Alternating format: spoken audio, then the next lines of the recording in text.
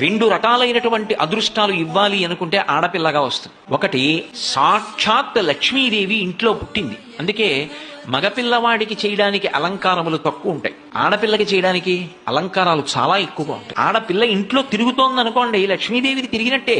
ఒకటి, ఆ పిల్ల పుట్టిన వేళ, ఆ పిల్ల తిరిగిన వేళ సాక్షాత్ లక్ష్మీదేవి ఇంటికి వచ్చిందని గుర్తు. రెండు, ఆడపిల్ల పుట్టింది అంటే ఆ పిల్లని ఎక్కడికి చేరుస్తున్నారు? ఎవరో ఓ పేరున్నవాడికి కాదు ఇస్తున్నది, సాక్షాత్ నారాయణ స్వరూపాయ వరాయ. ఆ వరుడు నారాయణ స్వరూపుడు. ఇప్పుడు లక్ష్మిని నారాయణుడి పక్కకి చేర్చారు. ఆ చేర్చిన కారణం చేత ఏమైంది? 10 తరాలు తర్వాత వచ్చేవి, 10 తరాలు నా ముందున్నవి, నేను ఒక తరం, 21 తరాలు ఉద్ధరింపబడ్డారు, ఉన్నత లోకాలకి వెళ్ళారు. ఏది మగపిల్లవాడి విషయంలో చూపించండి అలా ప్రమాణం. అలా చేయగలడా? సాధ్యం కాదు. అమ్మవారు అనుగ్రహిస్తే ఆ తల్లి వీళ్ళని నేను విశేషమైనటువంటి ఫలితము చేత సత్కరించాలనుకుంటున్నాను అనుకుంటే ఆడపిల్లగా వస్తుంది.